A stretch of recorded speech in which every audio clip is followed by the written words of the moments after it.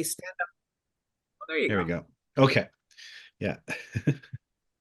And next time I'm going to develop a stand up comedy routine in this way, we can sort of pass that time. Yeah, right. Get the jokes going. Yeah, well, it lightens everyone's mood. It's a good Yeah, idea. Yeah. exactly. Exactly. Okay, so thank you, Crystal, for having me back again. I enjoy doing presentations for your group, and I know Carol actually did a it was a co-presentation with Sufan as well too. Hmm. So it was great to see that as well too. So it's great to see everybody. So thank you for having me back. Today's presentation is the power of visioning and manifestation. So my name is Jeff Selver, and I am the author of The Rising and the Alien Plan to Build an Enlightened City on Earth, where I relay my story of 26 contact events with gray aliens. It is available at my website, www.jeffselver.com. So visioning was a prominent theme in my story with the aliens, as were concepts related to the ability, such as different perspectives of time, the nature of consciousness, the holographic universe, and the simulation theory. So I'll be drawing from stories from my book today, and then we will go into a breakdown on how to vision from my 27 plus years of experience. So one of the things that happened to me was that I received a download of an alien book from the entities during my contact events. I'm now certain it comes from the entity I call the leader, like he was the kind of composer of it, if you will, who is synonymous with the species we call the mantis. So matter and consciousness. The universe is an interconnected field. Each particle is connected to all other particles in the universe. Individual consciousness connects with all particles and points in space and time.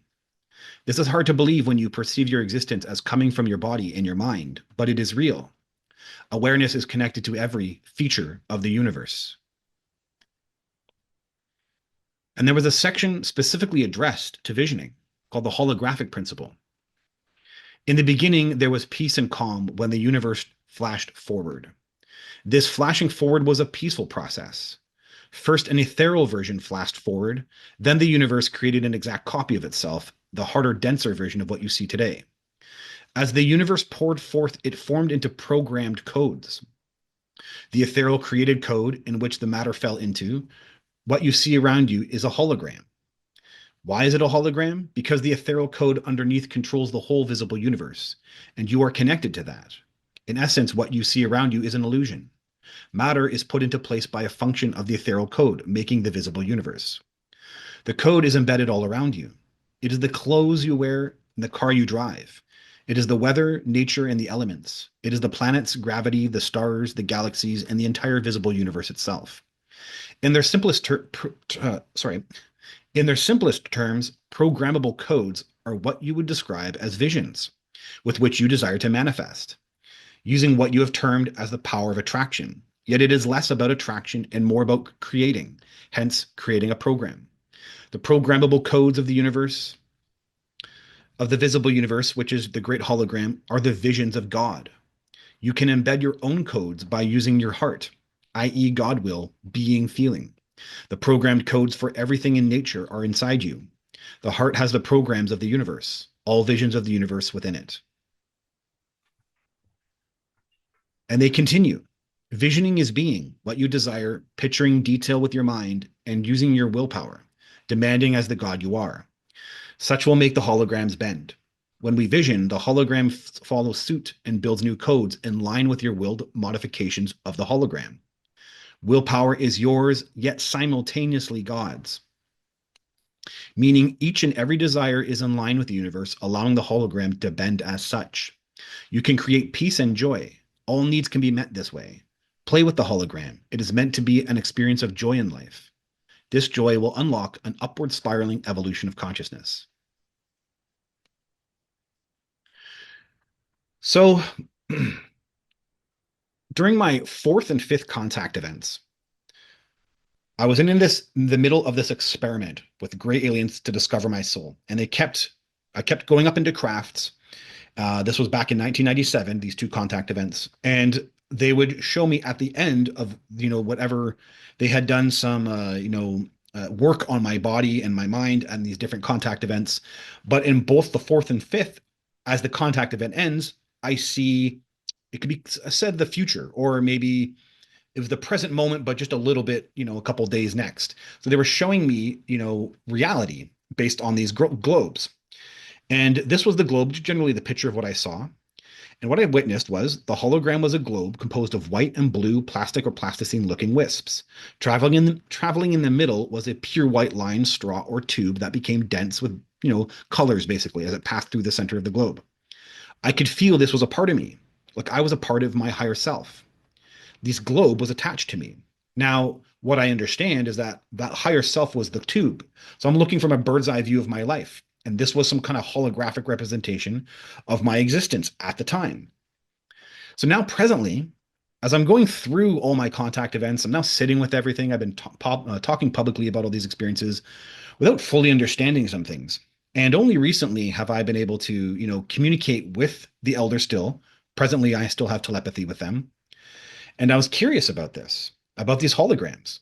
What are these wisps I'm looking at? I understood because I could feel intuitively that I was the higher self was the tube. So I'm looking at a bird's eye view of my life on Earth from these holograms. But there were these wisps in between it, and I didn't understand this stuff. And the elder said, "That's the code." I'm like, "I don't understand." She's like, "The code of reality, the reality code." And again, so I didn't when I got that Mystic book out and it had this whole stuff about holograms and there being a ethereal code behind the existence, I didn't actually believe that at the time. My whole belief system was that there is an ethereal energy, kind of a God thing that's permeating through reality, and kind of more like a just an energy. And I never thought, I didn't have the thought that there was a code, an ethereal code in the background. And so when that came out in the Mystic book, I didn't really know what to make of it. And same here, I got this information of the elder telling me that there's some kind of code in the background of existence. Only recently would I learn that DMT research. I don't know if anyone's paying attention to that. I haven't gone all the way into it, but I do know some credible psychologists who actually consider it valid research. And in that DMT research, people are, when they're into this DMT realm, they're quote unquote seeing the code of the universe behind all existence. So there's kind of this, pattern coming up that there might just be some type of code sitting in the background and of reality, and we're able to interact with that code. So it's kind of an interesting feature to my contact events that I didn't really know about too much until only recently. The other thing throughout my contact events was it was time. Time was a big part of my experience with the entities. A large premise of my story with the non-human intelligence involves time. My entire story with the aliens is their ability to see the future events of my life, and they used a holographic timeline in my first contact event when I'm 16, which is what this is. They knew specific events when they would occur in time, and they appeared to have it all pre-planned out. The timeline goes up to about my 23rd contact event, so that's the kind of the end of the actual timeline, which would occur in about 2001. And then after that, I'm with the elder in the 23rd contact event, and I'm actually inquiring when I'm going to become aware of my contact events. And she shows me this. So it was on a computer, and it was these kind of branched out timelines.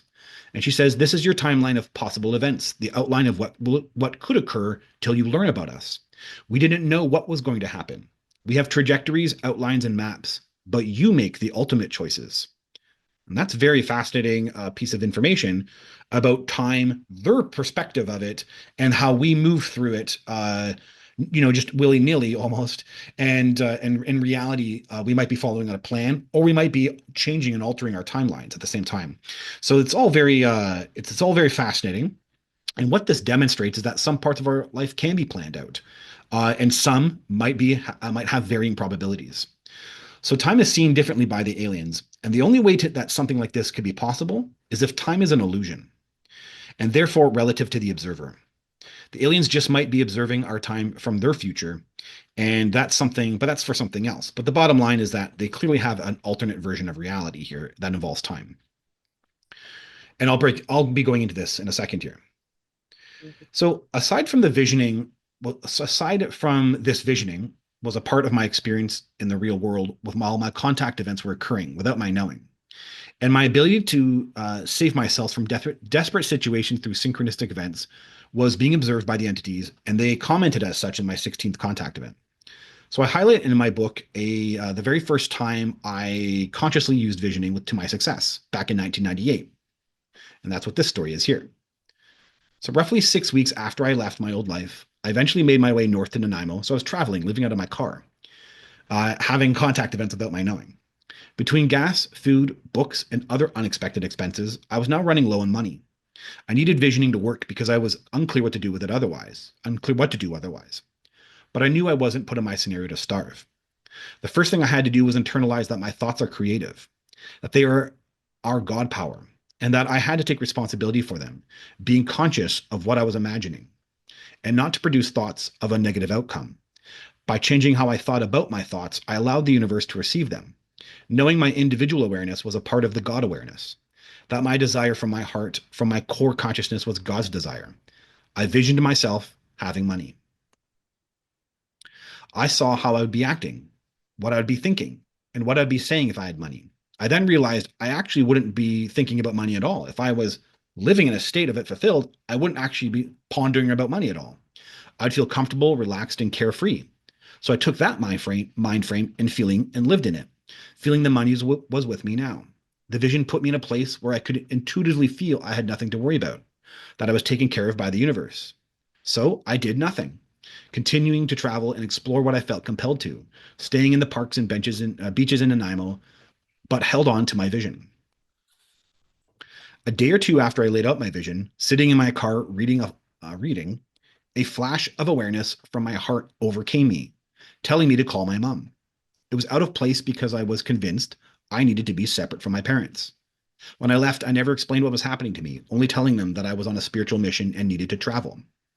At the payphone, calling my mother, she admitted to me that they were very scared not knowing where I was, but she was happy to learn that everything was okay, even though she couldn't understand why I was living out of my car. She then casually mentioned I had a $2,000 tax return going back to me. I couldn't believe it. I saw it right away as the response to my vision. At the rate I was spending money, this would set me up for months. Visioning worked. Living in the feeling that I had money, relaxing that it was all taken care of, having an intuition to call my mom, and the amount of money was way more than I could have imagined receiving. The way it all rolled out made it seem unlikely to have been chance. I felt connected to the universe when this occurred, like it was working with me, aware of my experience, and was with me on my travels. It gave me confidence that leaving my life for this spiritual journey was the right choice. So yeah, this was actually Nanaimo. So thank you, Crystal, for making that a bit more No clear. worries. And Yeah. this was actually the park in downtown Nanaimo where all this occurred for me. So it's actually kind of funny, but these little landmarks now have a bit of meaning. Hmm. So we but mirror the world. All the tendencies present in the outer world are to be found in the world of our body. If we could change ourselves, the tendencies in the world would also change. As a man changes in his own nature, so does the attitude of the world towards him. This is the divine mystery supreme. A wonderful thing it is, and the source of our happiness. Mahatma Gandhi.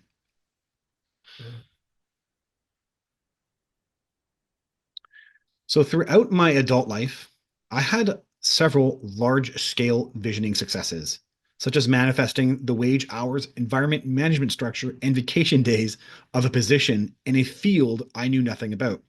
I'd seen the detail in my mind's eye and wrote about it in a journal with desires that would have appeared like wishful thinking, felt the being state, and had thoughts believing they were present moment. Its manifestation, the level of detail matching the vision, which I didn't become aware of until after I had gotten the job and was in the position already, was beyond statistical chance, proving to myself what I'd already known at this point, that visioning was real. This occurred when I was about 25 years old. I have used it in all aspects of my life, from condos and houses that I desired to live in, objects in need, such as a computer, the healing of injuries, and small things like unlikely parking spots, returning products to stores with no return policies, and manifesting money for random charges on bills, just to name a few. I am no master of it, though. As life circumstances have changed, so did my thoughts and worldview, unknowingly impacting my ability to vision, resulting in long stretches of my life in which I was unsuccessful. In time, this helped me understand the mechanics of it, if you will, such as the importance of focusing on the being state and the influence of unconscious, superficial drives in life that the soul cares very little about. Being a creator means the world around ourselves, the good and the bad, is created by our thoughts and feelings, a mere effect of our inner world to the outer world. Therefore, a larger sense of responsibility has to be placed on our projection of what we think and feel. When we have created something, good or bad, we need to reflect on what thoughts and feelings created it to help us better understand how we can consciously use this ability. From my own personal experience, I believe there is no quicker way to self-realization than through visioning, because when I was successful, my personal feelings and desires felt a part of the universe and known by God. And believe what you will, but in times of unity, when I was connected, I could feel this was true, that God, the living unified field, was aware of my vision, therefore assuring me of its success.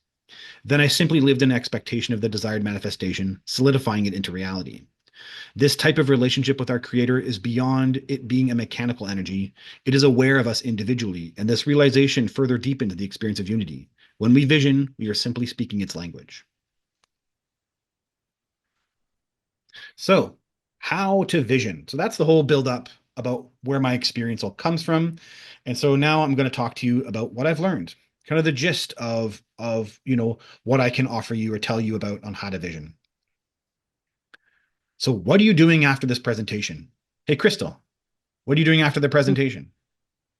What am I doing after the presentation? I'm going to just sort of wipe my brow because of all this craziness with the with all the technical difficulties. And I again I apologize to everybody.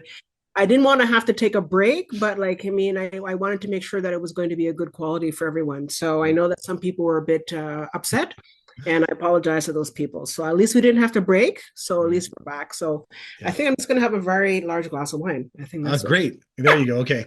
So, did you notice the thought that imaged you having the glass of wine? Mhm. Yeah, that's it. Yeah, So you visioned. yeah, I did. You visioned, yeah. That's Hmm. what visioning is. You Yeah. just did it. You visioned. You imagined the future event. And the one thing, so when I was teaching meditation, um, the one thing that I loved so much was when people realized that every thought is an image. So you have this idea that you're going to drink wine after the presentation, and you actually have an image in the background sitting there of you drinking that wine, pouring that glass, or having that cup, or having that glass. And that's what visioning is. It's the future outcome projected by the mind. So the premise of visioning is actually simple, but its application can appear challenging when our mind has become conditioned to a linear process of time. So number one, time is not real. Right? These are the simplest concepts of visioning broken down, but the reality of them is hard to understand. So time is not real. As Einstein said, time and space are relative to the observer.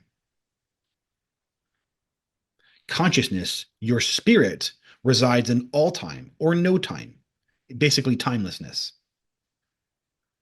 So the linear experience of time is the illusion. So when you're visioning, you exist there already in the future and seeing with your consciousness the outcome you desire. So technically, that glass of wine, you're already having it. It Hmm. already exists. There's already that dimension, that space is in the now. The reality is, though, we're living out a linear time of illusion, and you're not there yet because you don't believe you're there yet. But you're there already having that glass of wine. So, number two, time is an illusion, but consciousness is all there is, meaning you are connected to all things. So, your imagining of the future can affect the universe and create its outcome. And number three, the unified soul field is alive. The unified soul field is alive. It is God, whatever you name people want to put it, Purusha or Shiva or whatever title people want to give it. It's there's a field and it exists and it's aware, and it is the creator, and you are a part of it. Your awareness springs from it, therefore creating as well. So we have the same game that the universe does, which is constant in every single creation. Everything is creating, spawning out, and every moment of space and time is constant and continuous creation, which is exactly what we are doing with every thought, word, and action. Your individuality is the illusion. So when you desire, it's the universe desiring.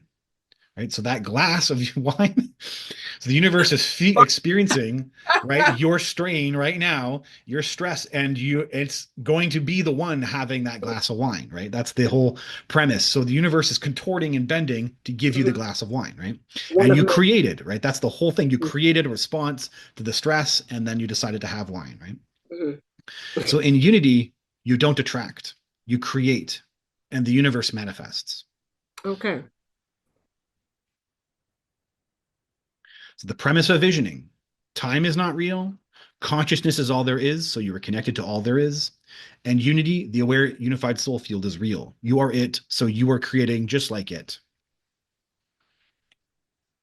Now, a lot of these concepts are beyond the mind. So having a practice which can ground you in pure consciousness daily, such as meditation, is very beneficial for quieting the mind to rely on consciousness to manifest a vision. One of the single greatest, obstacle to visioning is the inability to control the mind. So especially when we're in stressful times, we have all this stress, and we can't stop ourselves from thinking about the worst outcomes. And this is the benefit. I've been meditating for over 25 years, and that's the most, I think, one of the great strengths about how I'm able to vision is that I can understand the intentions of the thought and simultaneously control my mind when I need to, under when it's under stress. And so that's a beneficial. It sounds like hokey. Who cares that people meditate? But in the Mhm. terms of being able to vision, this become ends up being a strength. So the quick formula for visioning: so visioning can help us with the big picture content of our lives, right? Jobs that we want, houses that we want, a car that we want. Of course, these are all things, yes, we can definitely manifest and desire and manifest. But using it on the small binds of our lives, the daily issues of our lives, is great practice to get us comfortable with this ability that we have. So yeah, the quick formula is really basic. Be the desired outcome. So be the desired outcome. Imagine exactly what you want, the detail, and don't think about the how or create opposing thoughts about your desire. So here's an example. You're running to catch the bus, right? A basic thing that any of us could experience at any day of ours, right? So you need to catch the bus, and you're late. You feel the security of being on it, so you're being the being state of the desired outcome. I'm on the bus. I feel myself on the bus right now. I'm running to catch the bus, but I'm feeling myself on the bus. And in my imagination, I have the detail of it being the very next bus, because your whole game can get played here. You can feel yourself on the bus, still missed the bus because you didn't imagine it was that bus. So you have to have the imaginative detail, right? And so you can be the on the bus, feeling the security of having caught it, and simultaneously in your imagination, it's the next bus that's coming, right? And then you don't think about the how. You're not going to think about, oh, well, the only way I'll be able to do that is if I'm doing this and this and this, right? You have to get all that out, and you have to live in the moment and try to, live it out. But the bottom line is you're in the moment of the desire, and then you're Is, imagining is the detail. is that getting out of your own way? Is that sort of what you're trying to get at here? Perfect. You got it. Yeah. Perfect. You have a desire, you feel the outcome of it, you're living in the detail if you want, you get out of your own way. Exactly. Perfect. Perfectly framed. Your car breaks down in the cold, another example, just something random that could happen to any one of us, right? The car breaks down in the cold. So be the desired outcome. You feel the security of roadside service help right away, right? So someone's coming, and you can feel you don't know that someone's coming, but you visioning someone's coming, and you're experiencing it, you're feeling that is that security, that comfort that someone's there. And in your imagination, you're seeing them there in a timely manner. And of course, then you have to act on those things, but you're visioning that they show up, and they show up soon, and they show up in a way that doesn't stress you out, and they're happening, and they're coming very quickly, right? So basic ideas. And then you're not thinking about the how or any opposing thoughts that obstruct anything here. So you're just living in the desired outcome of what you want, and you're seeing it in reality. Those are really basic things. And that's a good example of how I've been able to get the parking spots I want really, really low and bringing it down, right? Parking spots you want, seeing a food in the grocery store you're hoping is there. You're concerned, they might run out of something, and you're visioning it there. That's how I was able to also return things, return store items to stores that had no return policies. Right, I'm imagining them. I'm seeing them that they're taking that product back and they're sympathizing or they're agreeing. So those are all tiny details about how you can just live out your life on the most basic fundamental level and apply visioning and exercise it and see how it works for you. Right.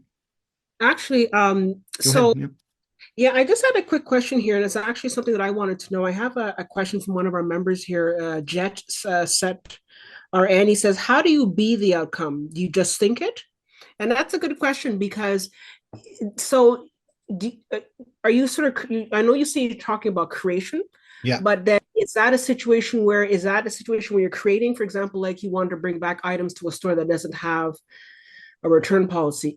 Are you creating, or, and this is Yeah. something I want to sort of dovetail with what Jet Setter was thinking, or are you, for example, quantum jumping, where you go jumping from one reality to the other, and as a result, the reality that you want is on a different timeline? Okay. So, yeah. So I'll actually approach this be the desired outcome, how to be that. So let me delve into that in this kind of coming up here in this next section. Uh, we'll talk about we'll address the other question maybe a bit later, but yeah, I'll definitely get into that right here. Okay, so this is the breaking down the components of visioning, and that's what I'm doing here right now. So the joy of consciousness, your joy, all of our joy, is creating and defining our lives, creating our experiences, and the creation of self. We are creator beings. So, right now, you are choosing how to interpret this information. So, you're creating this very moment. So, to help us understand how we are creating, here's a description of the tools of creation we use every moment of our lives. Every thought we have, every word we utter, and every action we make are acts of creation that define ourself in the relative world of all choices. Can you see how your own response to this sentence is a choice? And then that choice has defined you. So you're constantly a creation machine that's defining itself. That's what creation is. You have unlimited possibilities, you create, and that creates definition. But this is not all of our power. The rest of our power is in intention, being state, and imagination. These are the tools of our spirit, the tools of our consciousness, the tools of our pure consciousness. And they empower our physical lives with consciousness when we act and use them consciously. With all of these thought, word, action, intention, being state, and imagination, all six, we are endlessly creating self every moment, every second, every day. The most important to understand of these are the last three. And this is because within every experience we go through of every day of our lives has an intention, has a being state, and has imagination. So let's break these down here. So, intention. So, every thought you produce has an intention. Every word uttered has an intention. And every action of your body as it moves through space and time starts with the impulse of intention. You get up to grab a cup of coffee, you have an intention to relax or energize yourself. You want to walk your dog, you have an intention to have a healthy dog. So your body is the sum of all past intentions. And it's the birth, right? The consciousness is in your body, your spirit is in your body, and you're producing a thought that is an intention that has a birth of an intention. The intention is the first impulse that comes out. And that intention, when we're conscious of it, is living consciously. So when we're conscious of our intentions, the intention, so by the way, a thought has an intention. You can even say, so for example, you had the thought of having the glass of wine. Well, it has an intention. And what was the intention? Stress relief, right? So it's every single thought is produced, every single action, every single word has and is backed up by an intention. Now the being state. Every thought, so this is an answer to the question you asked here. Mm-hmm. Every thought, word, and action is produced from a being state. When you drive on a road trip with your partner, what are you being? When you have an interview for that new job, what are you being? Our being state defines our present moment experience. So, being state can be hard to conceive because we are constantly in a state of doing to accomplish the activities in our lives. We go to work, we make a phone call, we drive to the mall, we mail a letter, we send off emails. We are constantly in a state of doing. This is a state of mind that supports an autopilot like experience. But to live from consciousness, we live from what we choose to be. That is what we choose as our beingness while we do. In our world, we are trained to think that if we want to be something, we have to do it. But this creative act, by the being state being our creative act, tells us that we be something first and then we do. It is a fundamental paradigm shift to change from doing to being to doing. Living from our being state does not mean we do not do. It simply means we choose what we want to be while we do. Choosing a being state helps us to take control of our lives by choosing how we want to experience what we are experiencing. In essence, we are choosing the experience. By following this, your life will change, and the conscious universe does respond, guaranteed. So, to understand being state, we need to learn to, well, just sit with yourself and be, just exist. Sometimes this is a hard place to get to because we are so used to doing. So, I encourage you right now to just, in this very second, just be. Now, I'm going to ask you, what are you being? But don't ask me. No, I do actually will ask you, Crystal. Tell me what you're being. It's okay. You can be honest. It's fine. You're might be being inquisitive. I might be learning, right? I might be. You could be stressed. You could be stressed, and I'm okay with that too. That's very fun. But you're choosing. There is a being, and it's a choice, right? Mhm. That's the bottom line. There's a being state that's actually occurring right now.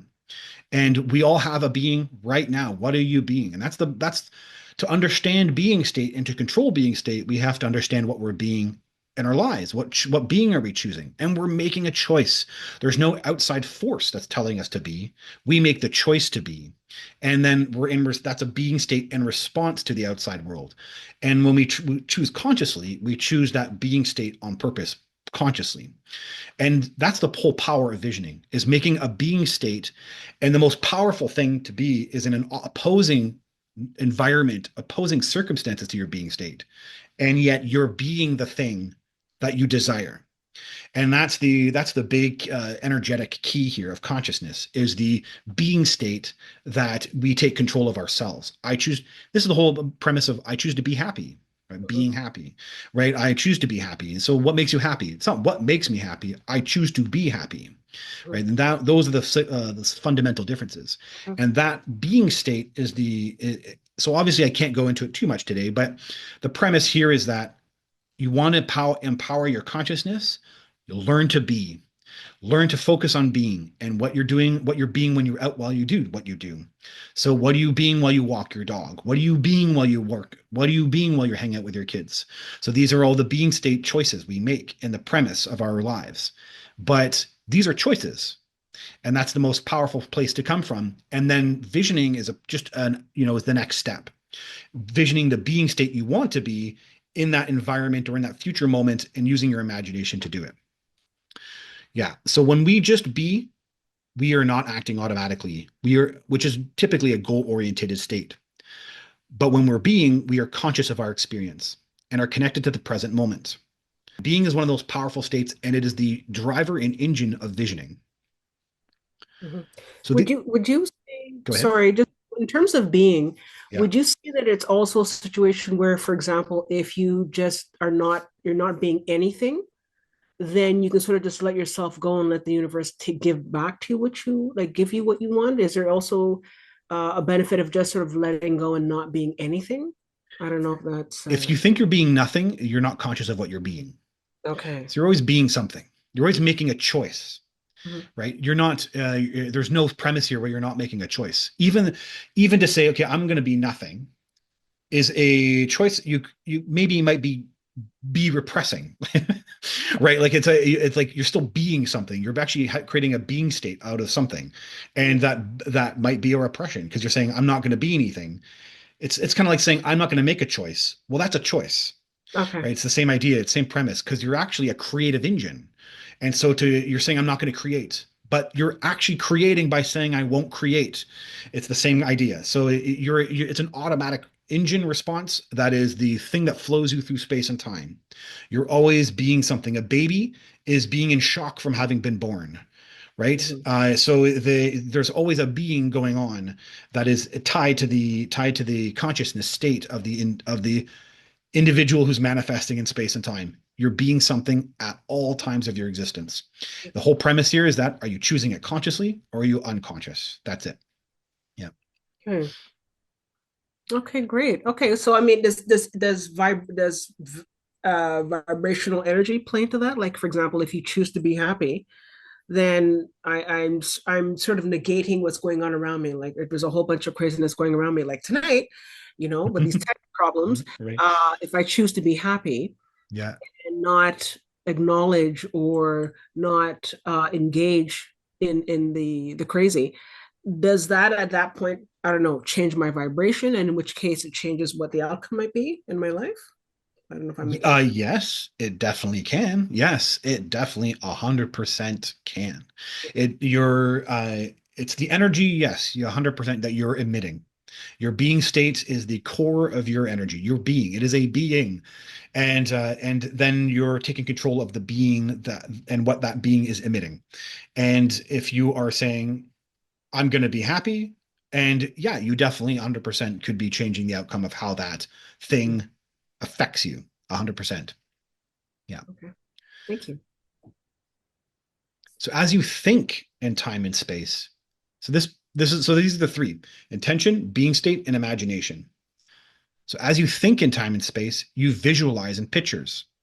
Imagination is the eye of consciousness. You want to go and hang out with friends? You may actually see the image of what you expect in your mind before you go. You need to go grocery shopping? You may actually see yourself shopping before you have gone. Your imagination projects the future. So if you notice, these three elements, intention, being, and imagination, interact with time. Intention, your body is the sum of all past intentions. Being state is present moment experience, and imagination is a projection of the future. So, altogether, these are our creative powers that impact the code, that impact the holographic universe around us. So, application of the tools of creation. What is the intention? So, an example, right? We'll go with your glass of wine. Hope that's okay. It was just for me, it's just simple. I have no judgment about it. Or bottle. And so what is the intention, right? And to understand the intention of the creation is to relax the street, because it was stressful, right? You're managing all these people who are waiting for you, so it's stressful. Everyone should be able to relate to that. And Yeah. then you desire to release that stress, and so that's an intention of the creation, right? And there's Mhm. nothing wrong with that. Everyone can relate to that. And why do you desire what you desire? One of the most fundamental problems with visioning, with all the things people can ever want from a vision, is why do you want to vision the thing you want to vision? It's such a very complex and sometimes subtle answer, and sometimes our answers are, we think we have a simple answer, and yet it's built off of other conditions in our lives, and we're actually intending it for a different reason. An example would be, I want this beautiful hot rod, I want this beautiful car. And you're saying, I intend to have a nice car. I demand to have a nice car. But really, under that intention is an intention to be liked by others. So you're kind of Mhm. fooling yourself. You actually believe you're saying, I want a nice car, but you're actually having an intention that's underneath it that says, I'm not accepted. I'm not accepted by other people, and I want to kind of show off I have this car. So you're not honest with yourself. And having the duplicity of intention can mess up the vision. Quite Oh, often it does, actually. So it's wow. it's being it's being conscious of your intentions and having to work through the thoughts that you're having about what's the intention of that vision, right? That's heavy. Can we just stop there? Because that's Sure. something that I don't think really, honestly, I've ever looked at, because I've always been sort of someone who says, well, I want this, I want that. And I think that you're making a good point, because a lot of people, I think, will go through life, and say, oh, I want this. and I keep trying, but nothing ever happens. Right. And I don't understand why nothing's happening. And so you're bringing up the point of like, what is your real intention? Because people say, well, of course I know my intention. My intention is to have this hot rod, Yeah. this hot car. But you're right. If you don't have the pure intention, like at Yeah. all levels, then of course that makes sense. Oh my God, it just hit me on the head. It makes sense that you are not going to get what you want. So for people out there, I'm wondering, for people out there who are saying, oh, I never get what I want, and I'm trying, and I have my vision board, and no. If it's not pure and 100%, then of course you're split intentions. So your mind is split Yeah. and comes together. I don't know. Do you want to comment on that? Well, you're nailing it right on the head. Okay. This is a good example of when my life I wasn't able to manifest my visions, was the intention was off. So Yeah. it's really funny. It actually happened. The kind of period occurred in my 30s when I was kind of on a career path, and so I had the kind of you're not fake, but unauthentic for my Mm-hmm. spirit. My spirit didn't care about careers and what things looked like on my resume and LinkedIn accounts. And my spirit didn't care about that. And so, but I did. I thought I did. And so the intention was off. My spirit's like, yeah, that's not what makes me happy. My happiness is fulfilling my desires, filling my spirit. But I thought, I need to start growing up in life. I need to start having these great careers, and Mm-hmm. all of a sudden I'm able to vision. Mm-hmm. And it took a long time. It took a couple of years to figure out what was going on with me. Mm-hmm. And of course the core of it was I didn't understand the intention of my desires. I had these desires and I didn't understand the core elements. And of course, what's the real intention is to look good, right? It's kind of an ego drive. It was like I wanted to be a hot shot, right? Right at the party. Hey, this is my job. I got this cool job, and really, I wasn't even concerned with liking the job. I actually wanted to feel good about myself, and that feeling good was actually an external drive created from social pressures. Really, in the end of the day, and they weren't real drives. They weren't authentic drives to my spirit, and that messed up my ability to vision. Wow. And so another example here I put for how important the intention is and understanding that part. I have a line here and I have a whole workbook, spiritual workbook. I'll talk about it in a second, but I have a whole section actually dedicated to this point. You created your present circumstances, so accept them. Because when you're visioning, so many people try to attempt visioning running away from a circumstance. So I have a job I don't like. Okay. I want to vision a new job, but you created the job that you're currently in. And if you don't believe you created the job you're currently in, then you won't be able to successfully vision yourself out of the job. Because again, you're actually saying, I don't like that. I don't know what created that. Forget that. Oh, please save me. You're actually creating a duplicity again about your ability to vision. So you're actually splitting out, the ability, and you're not able to authentically materialize what you're desiring. So you have to come to a state of, I'm a creator. I created, and I don't need that creation anymore. It's time to create something new. And so you're keeping your thoughts balanced about the reality that you're a creator being. Because what the one thing you can't vision from is being a victim. Mm-hmm. And when you're saying I'm a victim to this, then you're actually saying you don't create. And those two are duplicities that actually disturb the ability to vision. So it's an important part to mention. You created your present circumstances. You have to accept them to move on. And it's just a basic reality about intention, about how the intention of that vision. We have to be conscious of it and the reality about what it actually means for the desire that we desire. But it's also about not giving away your power, because in what I'm hearing and what you're saying, oh, I hate this job. This sucks. But like, I mean, it's also like you're saying, okay, so I created this job. I don't like it, but I now have the power. So the power is within me, because I think that also by becoming the victim, you're giving away your power. I think Yeah, it's about being empowered and saying exactly. it's not so much about, oh, it's all about me, but rather it's more about I can do this and I don't need somebody else to validate, but also I don't need somebody else to do it for me. I mean, you can also say, well, if I had someone to help me, that'd be great, but it's not like I'm a victim in terms of I'm at the whims of these people. Yeah, You know brilliant. what I mean? Yeah, exactly. It's exactly that. It's victim. When we are a victim, we are taking our own personal power away. When we create thoughts Mhm. about being a victim, we are removing our ability to change. And so, yeah, it's perfectly said. So, number two, the application of the tools of creation. Number two, what are you being when the vision is fulfilled? So, this comes back to, okay, we talked about being state. So, let's go back to, the bus. Let's use a very basic example, the bus. So, we're catching a bus Mhm. and I'm being on the bus. I'm being secure. How do we be that? You have to imagine the being completed. What would you be? And you can just ask yourself, what would I be? Right. And so if as long as you understand what being states are and how to and what they, what you're being at any time, just trying to understand that the being state, then you can ask, first off, I guess you'd imagine being on that bus. And you say, well, how would I being? Like what would I be if I was on the bus and I'd caught it? I'd be relieved. I'd probably be secure. I'd be on to work on time, but I'd be getting to work on time.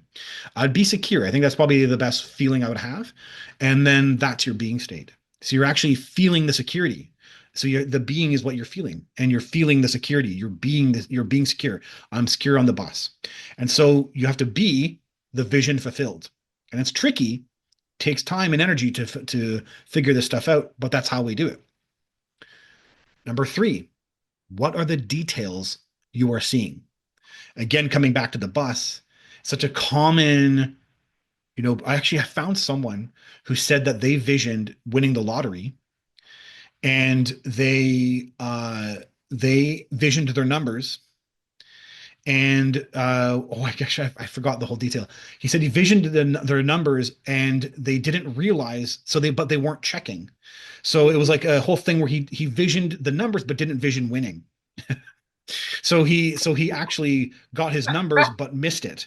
He missed like the lottery. And then I knew someone who also imagined themselves holding money, and then but they didn't actually vision the detail that they owned the money, and they ended up working at a bank like 2 months later, and they ended up realizing, oh my god, that was my vision fulfilled. They didn't own the money, but they had visioned holding the money but forgot to imagine the detail about the way it felt to own the money.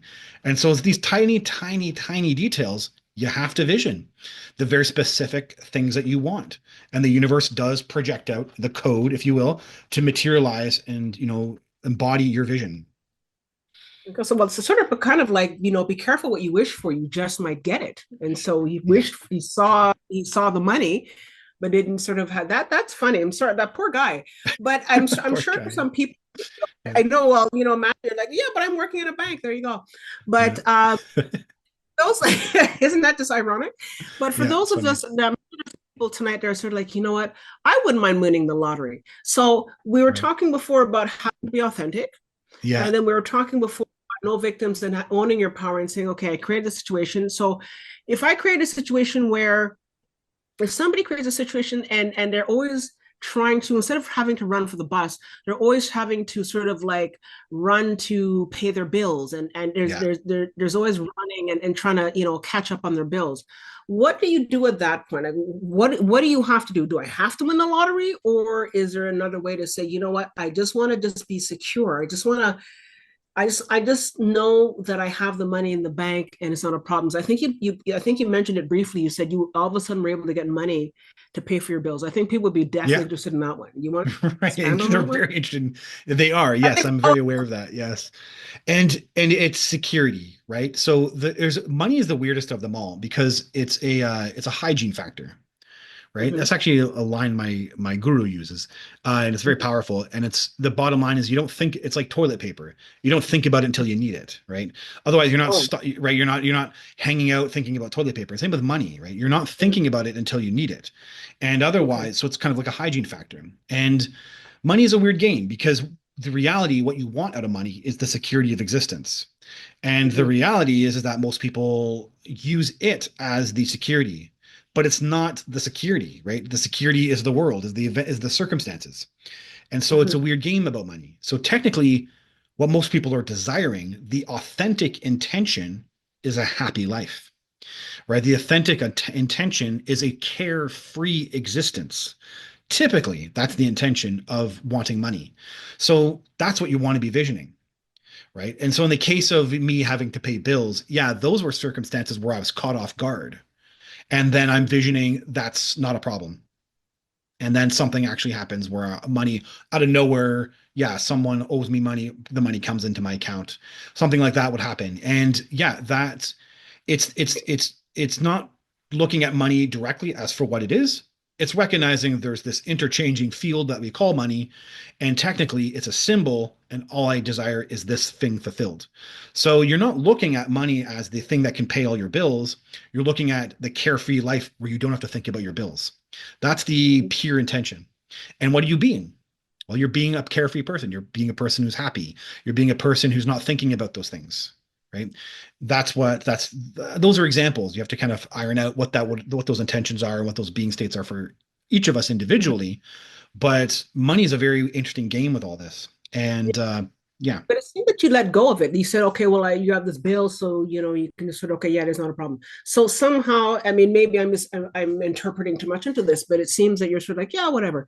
You're letting it go. You're not, because there's also this thing about how if you're always living in fear of there's not enough money, then you're going to just create that all the time. Whereas if you sort of let it go, then again, that's that whole thing of not getting out of your own way and just being, like you said, carefree. So that's a part of it, then letting go of the fear yeah, because you're comfortable with where you're at right now, like you yeah. And a good way to think about this. So I've been in several times in the scenario where I jobs switch up really quickly. I'm laid off for some reason, and I was paying rent, and all of a sudden I don't have money for the rent. And instead of panicking, I actually just visioned. And in my visioning, I could actually feel it's going to work out. So I was like, okay, I'm okay. just going to live in that. And by doing so, I was relaxed. And when I was relaxed, I actually was like, Yeah. out of nowhere, I just listened to my intuition. Oh, Mm. hey, you know what? I feel like going to go and call up that friend I haven't talked to in a while. And I wasn't thinking about looking for work. And then out of nowhere, that friend is saying, hey, I've actually just got this new job and they're looking for someone. And boom, and actually that job was in line Mm. with the vision that I had. So you're able to listen to your intuition when you're visioning. And otherwise, out of your panic, if you were just listening to your mind and the circumstances, you could be making wrong choices. Mhm. And so you're living in a state of visioning, and you have to go by your intuition at that point and your being. So if you're living in your being, are you actually still acting out in the panic? Because your being actually might have you still wanting to look for work, so you're still applying normally as you would, or your being might say, no, I need to relax. I want to just, that's happening and it's taking me away from my being state. And I want to be in this different state about it. And that might actually send you into a new direction. So it is to a degree it is getting out of your own way, but it's allowing you to make choices that could be more in line with the fulfillment of your desire. That's the, Exactly. that's the key. Yeah. Well, that's an interesting take on the money. I think that's very interesting because it's always about. I think we're sort of programmed to believe that you need to have those green dollars in your hand, Right. and with having them in your hand, then there's nothing else. And I think that it's also a matter of just open your mind a bit and say, well, your I guess your abundance or whatever you want to call it can come in many different ways. You know, Yeah. Yeah. Totally. yeah. So I'll keep going on here. So I come back to the quick formula just as a review. So Mhm. now that hopefully some of these things make sense. Okay. Be the desired outcome. Imagine exactly what you want and don't think about the how or opposing thoughts about your desire. So I have a workbook and it's a kind of a companion to my rising, my story with the aliens. And I took a lot of my 20 plus years of spiritual work and with my guru and such as well too, and with the aliens, and I put it into a workbook. And there's a whole visioning section.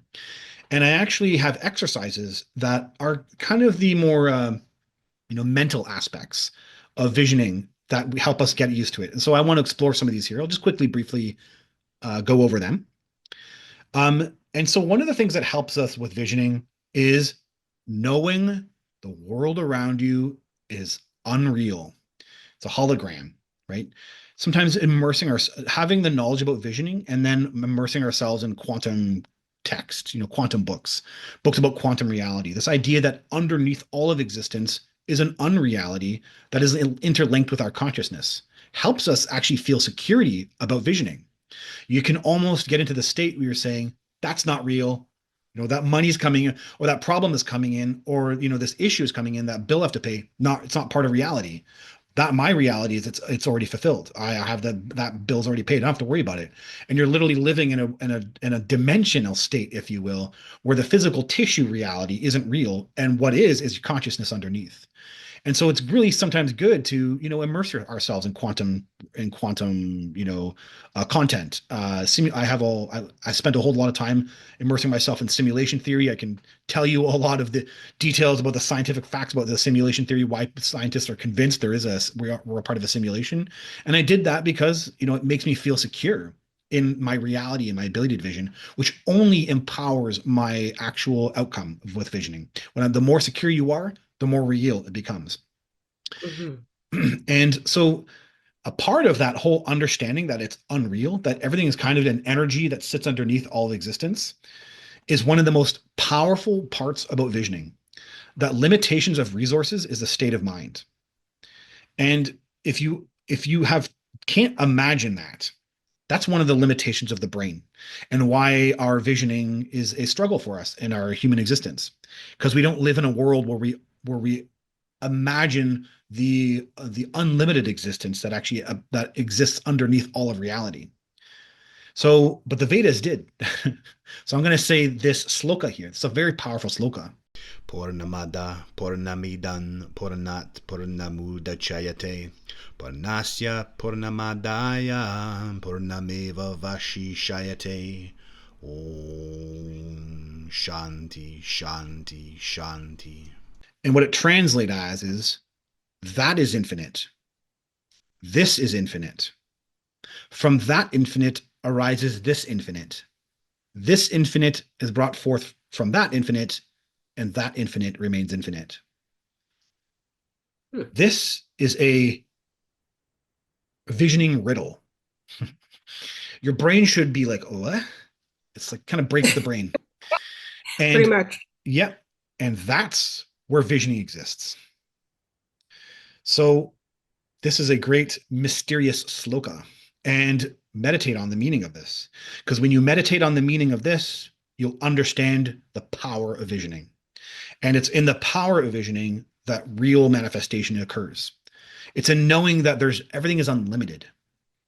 And an example of this is I was looking for an apartment. I had to go spend a year, 6 months. I can't remember. I think it was about 6 months. It's a while ago now in Nelson. And I was there for a job, and I was like, I want to live there. I was having to rent an apartment, and everyone said, no, you won't be able to rent an apartment there. No, no, no. There's no apartments ever available there. That's actually a really high end area, and you won't be able to rent there. And I was like, no, no, I'm going to vision that, and I got it. And it's because I didn't listen to any limitations. I didn't have limitations in my head. I didn't listen to people's limitations put onto me. I said, no, what I want is what I want, and I'm desiring that, and I'm getting it. And I got it. I got a beautiful apartment that had this amazing view of the mountains, and it's the perfect example of limitations of resources is a state of mind. And same with jobs, where sometimes, okay, I want to vision this job, and you have the thoughts in your head, well, there's only so many positions, and I got to get that position. I got to get that position. And you're already limiting the visioning. The vision doesn't live in a limitation, it lives in almost this idea that there's unlimited abundance of jobs, and you got the one that you desire. So it's a very powerful state to be in. And this is how we free ourselves from our mind. And this is where visioning really exists. Well, I have to say I'm sort of I'm kind of I'm a bit of a Star Wars geek here, and I'm thinking Star Wars. the saying, you've got to unlearn what you've learned, all that kind of stuff. Mm. And I think that because Yoda. Yeah, yeah, yeah. Yeah. yeah. Yeah, totally. Yeah. But it's because we go through life Yeah. and it's society is out there telling us, no, you can't do this. Yeah. No, you can't do that. No, you can't be whatever. No, you can't this, you can't this, no, this, that. Yeah. And I think that really, especially now, I mean, I think if we were talking about this 20, 30 years ago, people would just be like, what? But Yeah. right Yeah. now, especially now, where people are beginning to say, you know what? Um, I, I don't think this is really for me. And I think that people are also being authentic and saying, you know Yeah. what?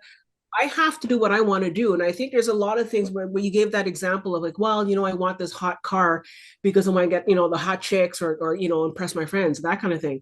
And it's because we've been so programmed in this society that we have to fulfill a certain, checkbox of Yeah. you need this job and you need that girl and you need that guy and you need this apartment, all this kind of jazz.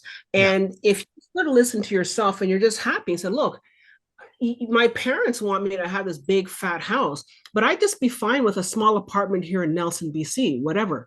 Right. And I think it's about just being happy with yourself. And yes, we want to help and please people, but I think once we stop trying to please others, I think that's a big thing. Yeah. Without trying to please others or trying to look a certain way in society, if you're just listening to yourself and you say, this is what I really want, in truth and honesty, I think that at that point you're going to have a lot easier time, like you said, manifesting the job because you said, look, you wanted that job, you wanted that apartment in BC, and Yeah. that's what you want. And it Yeah. wasn't, and I mean, if I understand the story correctly, it wasn't so much about trying to please this person or that person. You ignored the people. And so that's a big thing. But at the same time, you're also saying, well, this is what I want, Yeah. you know? Exactly. Exactly. 100% you got it. And I totally agree with you too. We're in a state in our society where a lot of these concepts are better accepted. Maybe not fully understood, but definitely accepted. And some of them they are understood now. And yeah, you're right. 20 or 30 years ago, we couldn't have talked like this. No, no. So so exercises to get good at visioning. We talked about being state, and that's, I think, a real premise to understanding visioning is being conscious about being state, about what you're being and what you're choosing to be when you go do the things you do, and you have more control over your being than you believe you do. So those are exercises are helpful to think about. Um, in imagination, people can't exercise imagination enough. You Mhm. know, there are practices with which you can do to exercise imagination that gets you good at visioning. And examples of this are imagining landscapes and details, seeing a mountain, seeing the snow capped on the mountain, and seeing a river underneath, and feeling the wind on your skin as you look at the mountain. How hearing and sensations on the skin, imagining smells. All these things are great for doing as a normal exercise to imagine to exercise your imagination. But when needed to apply to visioning, they're amazing because the better you get at imagination, the better skilled you get at seeing all the variety of things that one can imagine. Then the better you become at exercising the details of visioning. And so those two things go hand in hand: imagination, exercising imagination, and the ability to vision on the spot. Another that has to be, I cannot emphasize enough, to develop a relationship with your source, with the God field, higher self, what anybody wants to call it, but it is aware. It's a co-relationship. Visioning Mhm. is not a self-experience. Visioning is a co-experience with the unified field. And having a relationship with source and then visioning and knowing that my source is aware of my vision is the most powerful place to be in. And I guarantee you, you manifest your vision when you feel the closer you are to your source, the, the more likely you are to manifest that vision. It's all interrelated. Source visioning. You're speaking its language when you're visioning and you have a relationship with source. These two things are the connecting pieces here. Be friends with your God, whatever that thing is, and feel it on the inside. Know your consciousness is its consciousness. And then when you're having a desire, something that needs to be visioned, fulfilled, it happens. And if it doesn't happen, then you have a relationship to understand why, to ask questions. What was in me that didn't get it fulfilled? And you can actually get answers as well too. What thoughts were kind of the opposition from the fulfillment of that vision? Mhm. I'm sure there's some people that are going to be out there saying, but how do I develop a relationship with source? Just a quick sort of rundown. How does somebody do that? Is Quick it, rundown. A it's a big, quick it's a big rundown. topic. A quick Yeah. rundown about 40, 60 years of anyone's life. I It's a long process. I know. Source is so this is what I meditate, but you have to find God. You have to find your power, wherever that is for you. And I'm a believer of people, you know, I'm a believer of the old traditions. I am.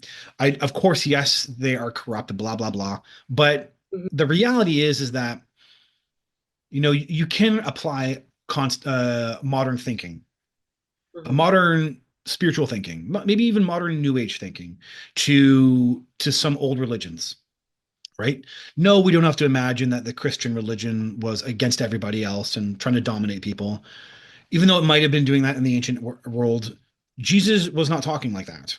And mhm. we can look at that. And you Yeah. can say, maybe he was, we can look at the fact that he said, no, yea, not that yea are gods, right? So he's Mhm, actually trying to empower people. And when we can look at that ourselves, he can end up being, an actual tool for people to experience God or Krishna or the Buddha, right? However people do it, but there is you have to find it. Like it's one of the biggest crises of the planet right now is that people are all over the place when it comes to this, how to find their source. mhm, And finding source is actually the fundamental to getting visioning up and running and making it work in your lives, making you feel like you actually have God power in you. And if you don't know you have God power, and if you even believe this, then you're actually just espousing something you don't even understand. And so the reality is the only way to experience it is to know you're a creator and to actually experience creation.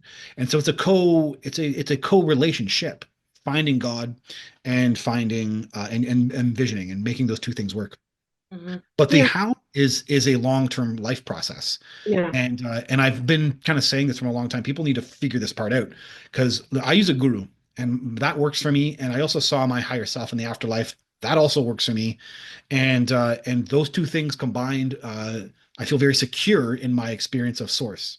And so that helps me with the visioning process.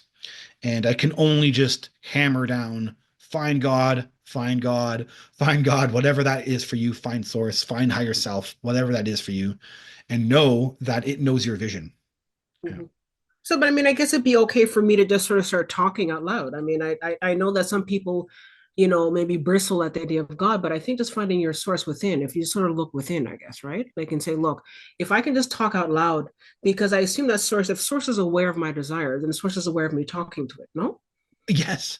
Yes, Yeah. But I exactly. can just talk Yeah. out loud like a weirdo in Yeah. my apartment, of course, not maybe not out on the street, but in my Yeah. apartment, I often do this, and I I do it because I don't want people to think I'm nuts. But like, I mean, I just sort of literally just sit there and start talking out loud and Yeah. saying, you know, I understand about this, and I know I did this, and okay, whatever, blah blah.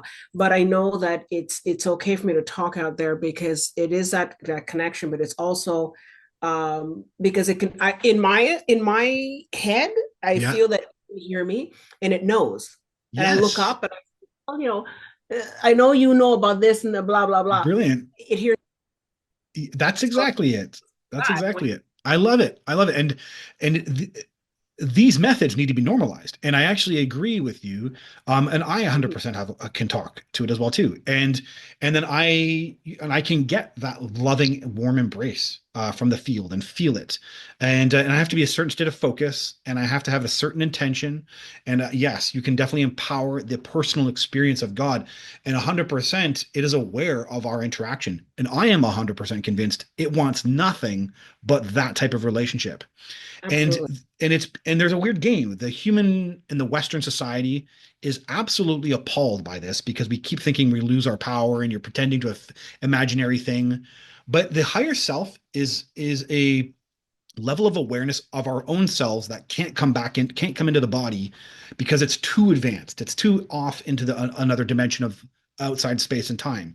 So it works with the dynamic of praying or whatever you do communicating as if it's another source, another power outside of us. It's technically you, but when you can't believe in you, then you have to find a God, and it's merged in the God field, so it works just the same. To say, God, I know you can hear me, I can feel you, God. Tell me, give me a sign. And I've had that so many times, and the universe does something random. A sunbeam in a cloudy day suddenly points down on me, or a friend drops a book, or I actually have seen it a scenario. I've actually had the scenario where the book fell on the sidewalk, and I was walking, and this book was there, and it was like the book answering this thing I asked for. And so the Oh. synchronicities like pick up when you believe. The universe does like twist, and it's just amazing that this stuff can happen. And these are the personal experiences that we are given to make that connection. And the more you believe, the more that connection gets solidified. It's actually very powerful. So, Mhm. yeah, All right. great, So I'll let great you point. continue. Mhm. And so the last one here, so exercises to get good at visioning, controlling our thoughts. Another really, a challenging thing, and I recommend meditation for this, learning how to quiet the mind and recognizing what thoughts we're having. Some people don't even know that they're having negative thoughts.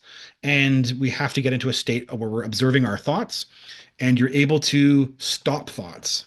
You know, no, I'm not going to have that negative thought. I know this is my vision. I'm not going to imagine not getting that job. I fully get that job. And you have the pure intention, you got the pure being state, you're relying on source, and you're not thinking any negative thoughts. Is the most powerful place to be in. Mhm. And okay, so this is the last little section here. We're just some quick tips to help manifest a vision. You got a vision, you got the being state, you got the imagination, you've got the belief, you got the power, you're stopping the thoughts. Now these are the tips that help umph it, to help manifest it into reality. Love. Love the vision. Oh my God, I've got that job. Oh my God, I love that job. Oh, I love my vision. I love this. This is so much fun. You have to be in that type of state, loving the vision. Be grateful for the vision already accomplished. I'm so grateful I got that job. Oh my God, I'm so grateful. Thank you, thank you. Oh my, and you can feel it. You can feel that you've got the job. I'm grateful for it. I love it so much. Expect, right? You're living in a state of a creative mind frame where the universe is receptive to your thoughts. So it provides with the pure intention, the pure being state. You're living in that. Same with with me wanting that money, right? I lived in a state of expectation. I knew it. I said in the writing there, I actually knew everything would be okay. So I was living in a state of knowing. I had living in a state of expectation, and the universe complied, right? Be detached, one of the biggest problems and why you need to control your thoughts. Because if you can't pay rent, typically Mhm. you're not detached. Mhm. And the only way to actually manifest the vision is to get out of your way, as you keep saying, which is perfect. Be Mhm. detached, get out of your way. This is just a quick trick that I learned and I think helps. So in your imagination, and when I got that job, I mentioned I got this job that matched all these details of my vision. I actually was shrouding the vision in like golden light. So I was at the job, but there was this like light shimmering in all my imagination. The people, the feelings I was having, and there's something about light and imagination that I think makes it maybe more consciousness driven. I don't know what it is. I actually don't have the answer for it, but it's a trick that I learned. Golden light, shrouding your vision in golden light, seeing all the details of the vision, but still seeing it in golden light. And here's another last little trick that I've used and definitely works. Write out the vision in like a journal or on a piece of paper and put it under your pillow. And before you sleep, feel the vision already accomplished. So you're living in the future state of the vision. So it's just a little trick. And also that one worked for me too. Okay, well, that's cool. So these are the mechanics of visioning. If you attempted and were unsuccessful, you have to spend time understanding why it didn't manifest. Sometimes unmanifested visions stem from contradictory images in the subconscious regarding your intention or imagination.